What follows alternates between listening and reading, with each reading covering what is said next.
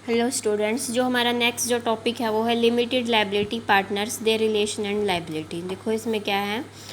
जो एलएलपी होती है, जो ट्रेडिशनल एलएलपी थी उससे ये एडवांस है थोड़ा सा जो एलएलपी है। और जो हमारी पार्टनरशिप फर्म जो हमने पढ़ा था, जब दो या दो से अधिक व्यक्ति मिलके या जो व्यक्तियों का जो एसोसिएशन होती है, जब किसी कारोबार को करते हैं और जो उनका ऑब्जेक्टिव होता है वो प्रॉफिट अर्न करना होता है, तो जब वो ऐसे ऑर्गेनाइजेशन को बनाते हैं और इसका रजिस्ट्रेशन एलएलपी एक्ट है जो 2008 उसके अंतर्गत करा लेते हैं, तो वो क्या होंगे, जो व्यक्ति हैं जिन्होंने ऐसा बिजनेस स्टार्ट किया है वो क्या माने जाएंगे, पार्टनर्स माने जाएंगे।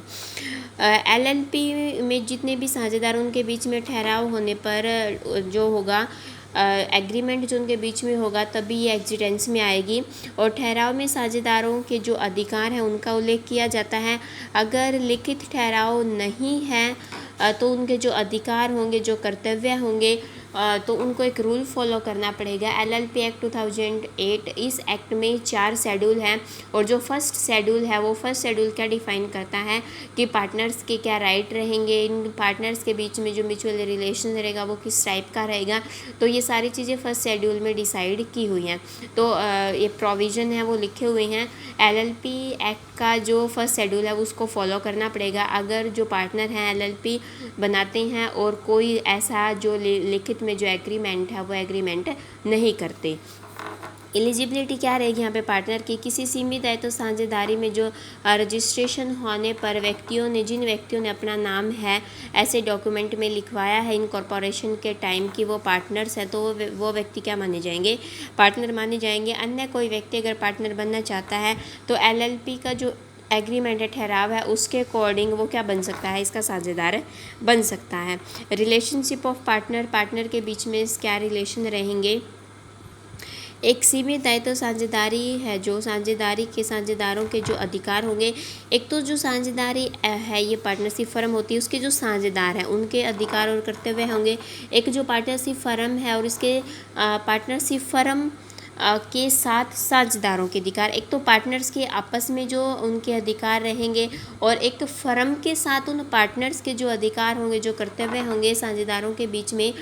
वो ठहराव के अकॉर्डिंग जो एलएलपी एग्रीमेंट हुआ है उसके अकॉर्डिंग या सीमित दायित्व और इसके साझेदारों के बीच में क्या होंगे, कंट्रोल होंगे, नियंत्रित होंगे। ठहराव के अभाव में शेड्यूल 1 में दिए गए नियम है जो लागू होंगे। सेकंड है सीमित दायित्व साझेदारी ठहराव या इसमें अगर कोई चेंज होता है, परिवर्तन का अगर कोई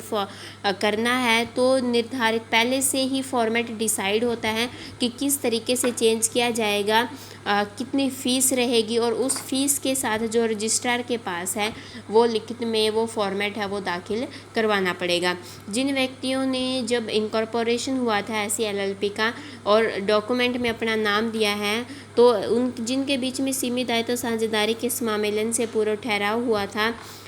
तो ऐसे साझेदार हैं जो सीमित दायित्व साझेदारों पर जो ऑब्लिगेशन है, जो बाध्य हैं उनको बाध्य किया जा सकता है, ऑब्लिगेशन है उनके ऊपर इम्पोज किए जा सकते हैं। साझेदारी के ठहराव के अभाव में किसी विषय के संबंध में जो साझेदार हैं और सीमित दायित्व साझेदारी या इसके साझेदारों के जो अधिकार या कर्तव्य हैं वो फर्स्ट शेड्यूल में डिसाइड होंगे। इसके बाद है साझेदारी हित की समाप्ति, जो पार्टनर्स के जो राइट हैं उसको किस तरीके से ख़त्म किया जा सकता है। एक व्यक्ति अन्य साझेदारों के साथ एग्रीमेंट के अकॉर्डिंग अगर चाहता है साझेदारी का जो साझेदार है होना समाप्त कर सकता है। ऐसे किसी ठहराव के न होने पर अगर उन्होंने एग्रीमेंट नहीं किया है तो साझेदार जब रिज़ाइन देगा, रिज़ाइन देने के आशय से कम 30 दिन पहले लिखित में वो सूचना देगा और ऐसी जब लिखित में ऐसे नोटिस दिया जाएगा तो वो अपने आप को एलएलपी से अलग कर सकता है। नेक्स्ट है एक व्यक्ति का सीमित दायित्व साझेदारी में होना किन सिचुएशन में अपने आप ख़त्म हो जाएगा, उसकी डेथ होने पर या जो साझेदारी फर्म है उसका डिसोल्यूशन होने पर, जब फर्म ही अपने आप क्या हो जाती है, ख़त्म हो जाती है। अगर न्यायालय ने किसी व्यक्ति को अनसाउंड माइंड घोषित कर दिया है या फिर इंसॉल्वेंट के लिए उसने एप्लीकेशन दी है खुद और उस व्यक्ति को इंसॉल्वेंट या फिर घोषित कर दिया गया है। जहाँ कोई व्यक्ति है किसी व्यक्ति ने साझेदार होना समाप्त कर दिया है तो उसको क्या बोला जाएगा, फॉर्मर पार्टनर बोला जाएगा। और उसके संबंध में जो वो डीलिंग कर रहा था, भूतपूर्व साझेदार को जारी रहने वाला जो साझेदार माना जाएगा, अगर वो अभी भी क्या करता है, डीलिंग करता है फर्म का पार्टनर होते हुए, अगर वो लिखित में नोटिस नहीं देता, उस व्यक्ति से व्यवहार कर रहा है और यह सूचना प्राप्त न हो, वह अब साझेदार नहीं रहा, तो वो क्या होगा, फिर रिस्पॉन्सिबल होगा। साझेदार न रहने संबंधी या तथ्य की सूचना अगर उसने रजिस्ट्रार को नहीं दी है अभी तक, तो वो व्यक्ति अगर डीलिंग करता है फिर भी बिजनेस, उसी बिजनेस से रिलेटेड, वो व्यक्ति क्या माना जाएगा, उसके लिए उसकी जो ऑब्लिगेशन है उनसे वो मुक्त नहीं हो सकता। जब सीमित दायित्व साझेदारी ठहराव में अगर कोई ऐसी विपरीत व्यवस्था नहीं है, तो जो पहले के जो साझेदार थे, जो पहले पार्टनर थे, अन्य कोई व्यक्ति डेथ या इंसॉल्वेंट के परिणाम स्वरूप अगर वो क्या होगा, वैधानिक रूप से उसका जो हिस्सा है वो हिस्सा प्राप्त करने का अधिकार वो रखते हैं, कि जो उसने कंट्रीब्यूट किया हुआ है पूंजी में और भूतपूर्व साझेदार के साझेदार होना समाप्त कर दिया है, तो जो एक्यूमुलेटेड जो प्रॉफिट होते हैं उन प्रॉफिट में से वो हिस्सा पाने का अधिकार रखता है। इसके बाद जो भूतपूर्व साझेदार या अन्य कोई व्यक्ति, ये कौन होंगे कि ये साझेदार, या अगर किसी के पार्टनर की डेथ हो जाती है, इंसॉल्वेंट हो जाता है, उसका कोई लीगल रिप्रेजेंटेटिव डेथ हो जाती है, जो जिनके पास राइट होता है, तो वो उनके पास उसकी कैपिटल जितनी उन्होंने इन्वेस्ट की है या एक्यूमुलेटेड प्रॉफिट वहीं पे राइट रहेगा, लेकिन जो उसका मैनेजमेंट है, मैनेजमेंट में हस्तक्षेप करने का कोई भी अधिकार उनको नहीं मिलता। नेक्स्ट है साझेदारों के नाम एवं पते में परिवर्तन का रजिस्ट्रेशन करवाना। अगर कोई साझेदार अपने नाम या पते में परिवर्तन करता है तो 15 दिन के अंदर अंदर रजिस्ट्रार को इन्फॉर्मेशन देनी पड़ेगी। अगर कोई व्यक्ति साझेदार बन जाता है, साझेदार होना समाप्त कर देता है या साझेदार रहते हुए अपने नाम या पते में परिवर्तन करना है, तो 30 दिन के अंदर अंदर रजिस्ट्रार को ये इन्फॉर्मेशन देनी होगी। नेक्स्ट है इन्फॉर्मेशन के साथ जो निर्धारित फॉर्म होगा उस प्रारूप में उनका साइन होंगे और वो क्या किया जाएगा, ऑथेंटिकेटेड होना चाहिए। अगर कोई पार्टनर एडमिट होता है, इनकमिंग पार्टनर जिसको बोलेंगे, जो साझेदार बनने की अगर सारे पार्टनर सहमति देते हैं और वो पार्टनर, इनकमिंग पार्टनर अगर कोई एंट्री करता है, तो निर्धारित तरीके से एलएलपी एग्रीमेंट में जो तरीका लिखा हुआ है उस तरीके से उनके द्वारा क्या किया जाएगा, वो चीज़ साइन होनी चाहिए और तभी वो क्या की जाएगी, उसको जो प्रमाणित है वो प्रमाणित ऑथेंटिकेट किया जाएगा। नेक्स्ट है यदि कोई सीमित दायित्व साझेदारी है, किसी साझेदार के साझेदार न रहने या साझेदार के नाम या पते में परिवर्तन की सूचना भेजने में क्या रहते हैं, असफल, मतलब वो ऐसी इन्फॉर्मेशन रजिस्ट्रार को जितना टाइम बाउंड दिया जाता है उस टाइम में नहीं देते, तो क्या लगेगी, पेनल्टी लगाई जाएगी और वो पेनल्टी है 2000 से कम नहीं होगा, लेकिन 25,000 से ज़्यादा वो पेनल्टी नहीं हो सकती। यदि कोई साझेदार अपने नाम या पते में परिवर्तन की सूचना निर्धारित समय अवधि में सीमित दायित्व साझेदारी को नहीं देता है, तो उसको जुर्माना लगाया जाएगा जो 2000 से कम नहीं होगा, लेकिन 25,000 से ज़्यादा नहीं होगा। कोई व्यक्ति जो एलएलपी का साझेदार रहना समाप्त कर देता है या उसके पास यह विश्वास करने का कारण है कि सीमित दायित्व साझेदार न रहने की जो सूचना है रजिस्ट्रार के पास दाखिल नहीं करेंगे, तो स्वयं इसे रजिस्ट्रार के पास दाखिल कर सकता है। उसको लगता है, उसके पास रीज़न है कि फर्म ऐसी इन्फॉर्मेशन है जो वो दाखिल नहीं करेगी, तो वो खुद भी ऐसी इन्फॉर्मेशन रजिस्ट्रार के पास दाखिल कर सकता है। नेक्स्ट है सीमित दायित्व साझेदारी। इसके जो साझेदार हैं उनके दायित्वों का विस्तार और सीमा किस तरीक़ा से एक्सटेंड किया जा सकता है, उनकी जो लाइबिलिटी है उसको।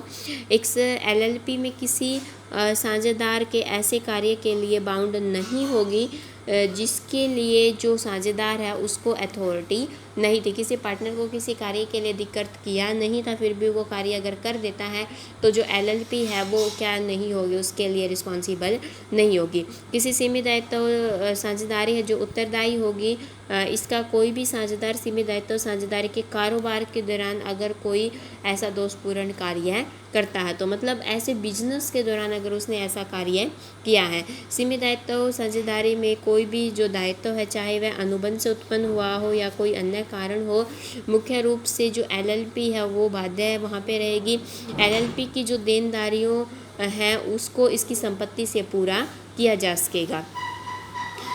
इसके बाद है जो साझेदार हैं उनको जो लाइबिलिटी उसको कैसे एक्सटेंड किया जा सकता है। कोई भी साझेदार अनुबंध या फिर और किसी कारण से उत्पन्न होने वाली जो सीमित दायित्व साझेदारी के किसी बाउंडेशन है वो उस हेतु केवल इस कारण से प्रत्यक्ष या अप्रत्यक्ष व्यक्तिगत रूप से दायी नहीं हो गया, क्योंकि सीमित दायित्व साझेदारी का साझेदार है। उसने जितनी कैपिटल वहाँ पे इन्वेस्ट की है वहीं तक क्या होता है, एलएलपी में एक व्यक्ति लाइबल होता है। नेक्स्ट है होल्डिंग आउट। होल्डिंग आउट क्या होता है कि कोई व्यक्ति अपने ऐसे बिहेवियर से लिखित या मौखिक रूप में आचरण द्वारा सीमित दायित्व साझेदारी का साझेदार के रूप में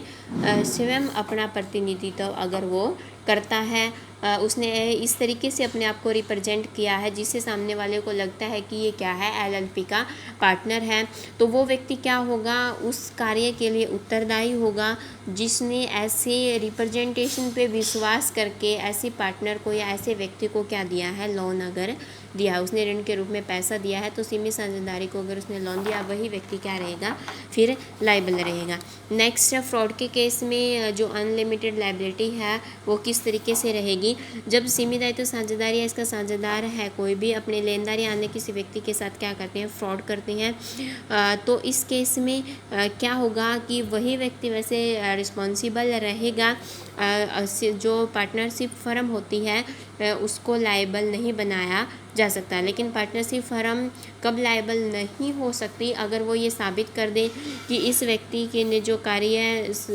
किया है या जो दायित्व साझेदारी की जानकारी है इसकी अनुमति में नहीं था। लेकिन अगर ये सिद्ध पार्टनरशिप फर्म नहीं कर पाई तो फर्म भी क्या होती है, फिर लाइबल होती है। जहाँ कारोबार का संचालन है जानबूझकर लेनदारों के साथ कपट करने या उनके साथ धोखा करने के प्रयोजन से किया, कि बिजनेस का मोटिव ही यही था